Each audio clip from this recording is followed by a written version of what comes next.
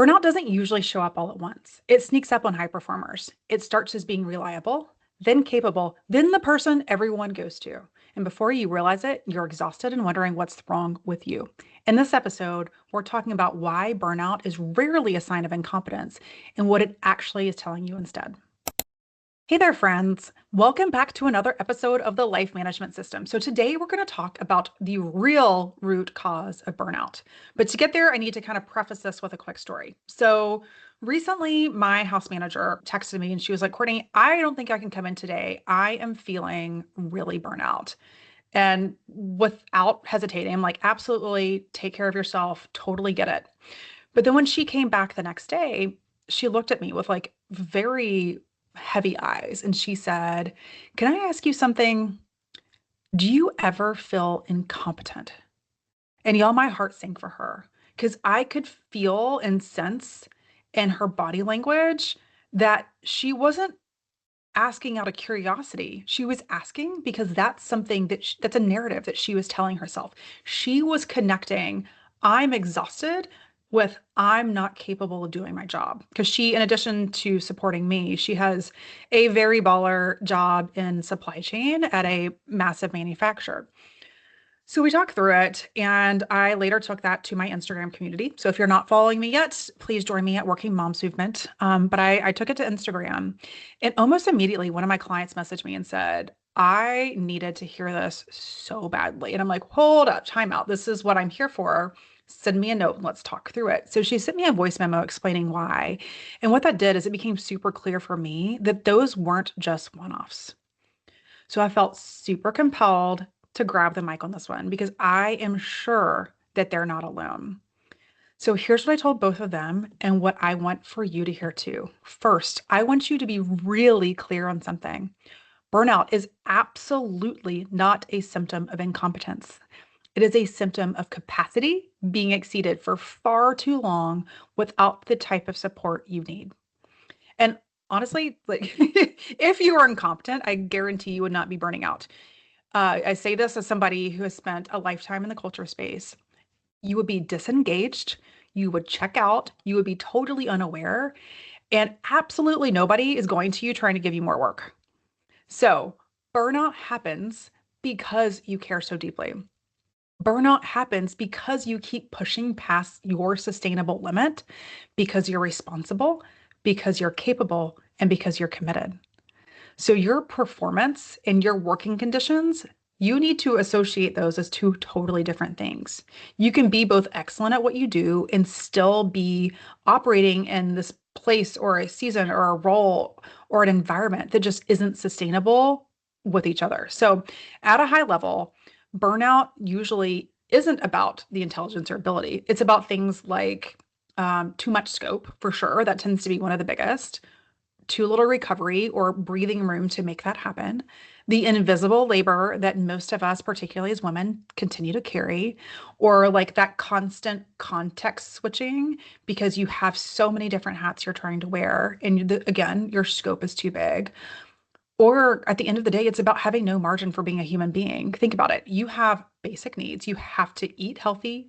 You have to get movement. You have to have quality sleep. Those are human needs. And when you're burning out, you're in a position where you're often not taking care of those absolute basic human fundamentals. So, guess what, friend? There's your sign. It's not a fact of incompetence that your burnout is reflecting. But unfortunately, though, when things feel hard, especially for capable women, we tend to look inward and just assume that for whatever reason, we're the problem instead of questioning whether the expectations are reasonable. And truthfully, like, let's talk about the quote unquote expectations. It's often not what others are asking of us. It's the standards that we are superimposing on ourselves. Like, we have such high standards for how we achieve and how we perform. And it is that expectation that we put on ourselves that we carry with us. I remember one point in time, I was being very defensive with my parents and had something to do with grades. I did graduate valedictorian. It was not easy for me. I was not the smartest person in class and put a lot of pressure on myself to get there. And I said something that I deflected my accountability back to my parents and was like, it's because you blah, blah, blah, blah, blah expectation you have of me. And I just had such pressure that I felt with them. And they called a timeout and called me out right in the moment. We were standing in our kitchen. I was probably a junior or senior at the time. And they're like, no, no, no.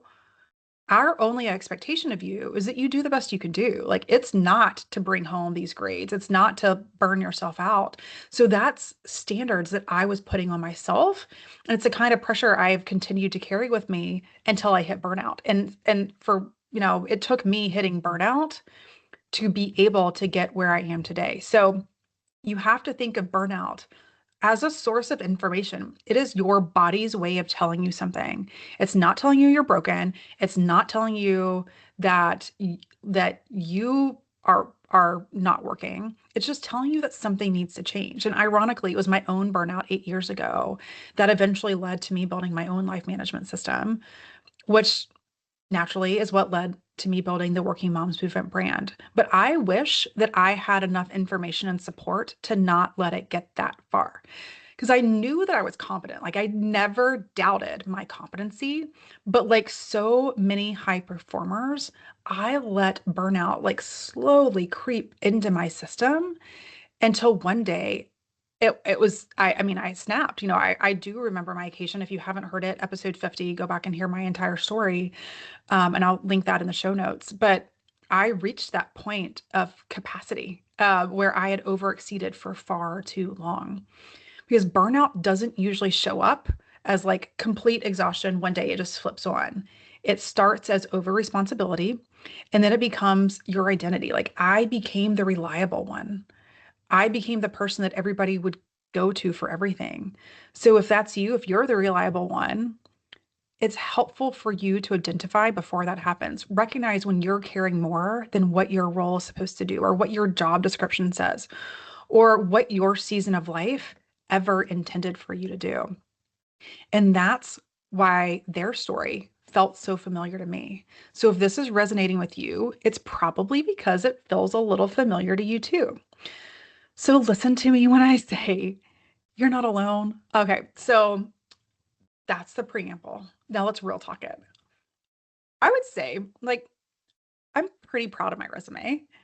And beyond most people's standards, it's fairly impressive. But I still catch myself thinking, why does this seem so much easier for everyone else? Or why can't I keep up in the way that they can? But here's the thing, imposter syndrome has a name for a reason. It's incredibly common. So we all have different strengths and we all have different friction points. And sure, there are things that you might struggle with that come very naturally to others and vice versa. So it doesn't make you insufficient any more than it makes me insufficient. It just means that you shine in different places than other people.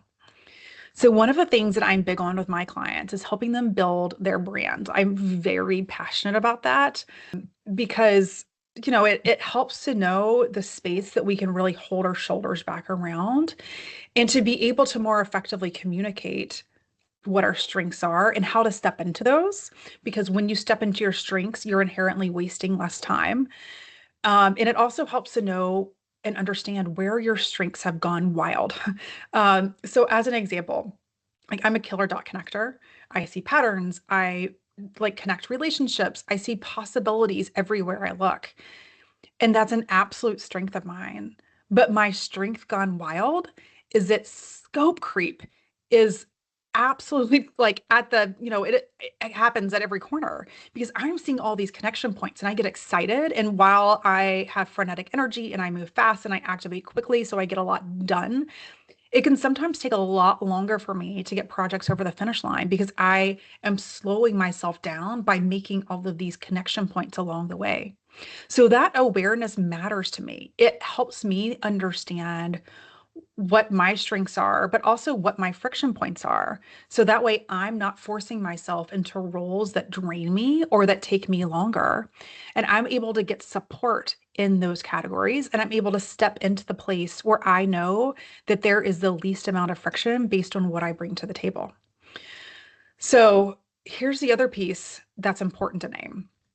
Sometimes burnout isn't happening because you're doing the wrong work for your strengths.